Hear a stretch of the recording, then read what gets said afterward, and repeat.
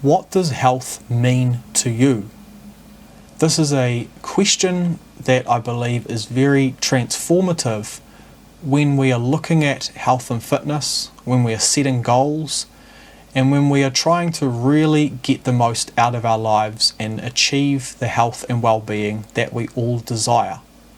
Now, I'd like to start this video with a bit of a personal example of how this question can help you as an individual to develop your own ideas and perceptions on what you are truly capable of, and then we'll develop this idea a little bit further. So why is it so important to ask this question of ourselves? Well, it starts with the fact that there is so much information out there in this world. It is constantly building exponentially, and it can become very stressful, very overwhelming, and it can stop us in our tracks. So I'll give a personal example of this now. So when I first started out exercising and trying to get fit, I did what most people do, and we join a gym, and my exercise routine was heavily influenced on the bodybuilding world. And I believed that I had to eat a certain amount of protein every day and that more muscle was better, and I had all these ideas influenced from outside opinions. Now, at this certain point in my life, it was a positive change. It was something that I needed. It gave me structure. It gave me a bit more discipline and routine, and it was great. But there came a point where I had to evolve personally to improve my well-being further, as this is what I really desired. I did not want to live a life of unhappiness and poor health, and that's where these internal questions hold so much value, because of the point I made earlier about there being so much outside noise and information that we have at our fingertips nowadays. If we do not have any grasp on what is important to us internally, it's very hard to filter out what information is going to help us personally and what information needs to be discarded and forgotten about. And these questions sometimes can be quite challenging and quite confronting. And one thing I realized is that they do require a lot of patience. And it can be a frustrating process, but true positive long-term change that is actually going to stick with you long-term and be sustainable, there has to be some form of conflict in order for you to come to a realization that will benefit you long-term.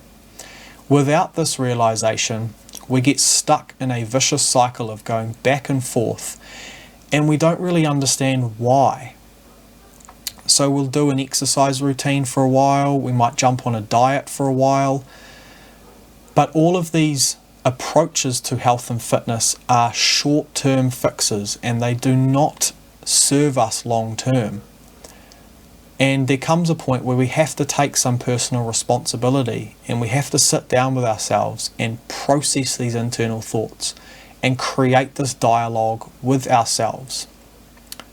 And the beauty of this is that when we understand patience is necessary, and that health and fitness and well-being is a constant evolving process that we can work on for the rest of our lives, a lot of that fear and anxiety and self-doubt can be cast aside, and we can be more open with ourselves, we can be more honest with ourselves, and we can actually make the long-term change that we desire.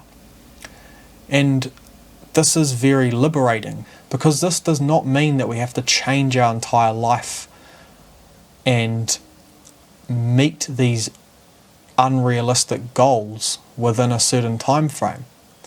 It's actually quite a relieving realization when we realize that this is a lifelong process, and it can become exciting at this point now, and we can start to game plan, and we can start to look internally and say to ourselves, what do I really want out of this?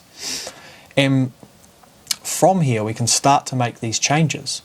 And the changes only really need to be very, very small and very gradual, and over time, as the years go on, we can build momentum and build more self-belief through these small changes and these slow, gradual building of habits. And if we constantly go back and forth and reassess and ask ourselves, what does health mean to me? Then it can be this ever-evolving, exciting process. And we do not have to get stuck to this one exercise routine or this one diet. We can experiment with different things as long as we are honest with ourselves and try to keep the core principles and values at play, and that is why are we doing this? What does health mean to us? And from here, this develops a more holistic approach to health and fitness. This begins to open the mind to more possibilities, and it begins to improve the rest of our lives. So for example, when we're trying to achieve true health, as opposed to, for example, a certain physique, we start to get deeper and we start to unravel different parts of our being that we may have been neglecting if we didn't ask ourselves these questions. And when we put a bit of this responsibility on ourselves, this is where the really true life-changing events start to occur.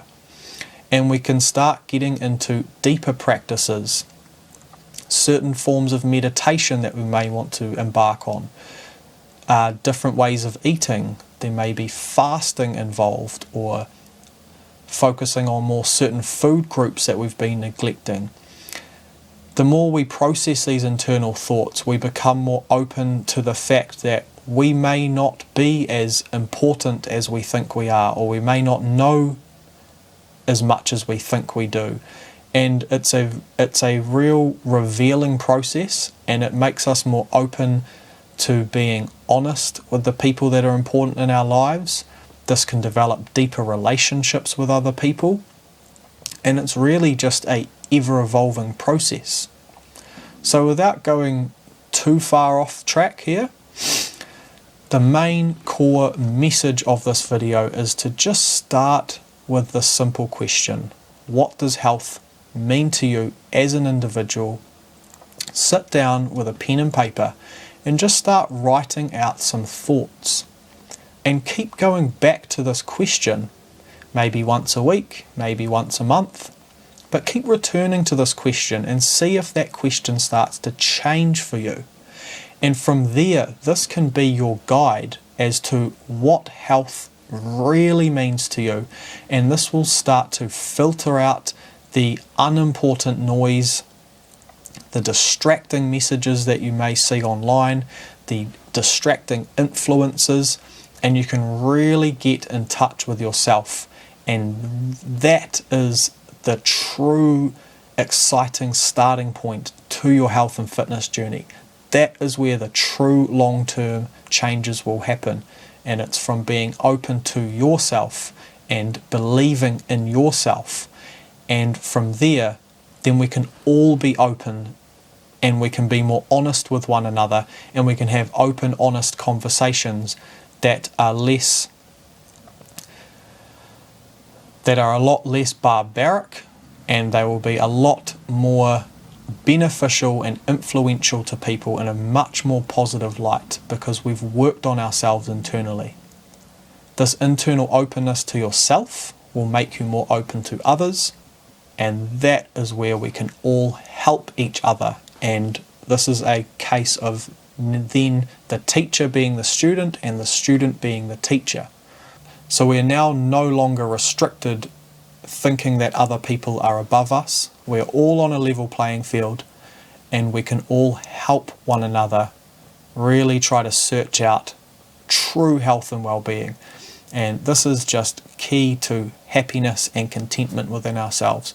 So I hope I haven't rambled and scattered the thoughts too far in this video. I tried to keep it condensed as possible.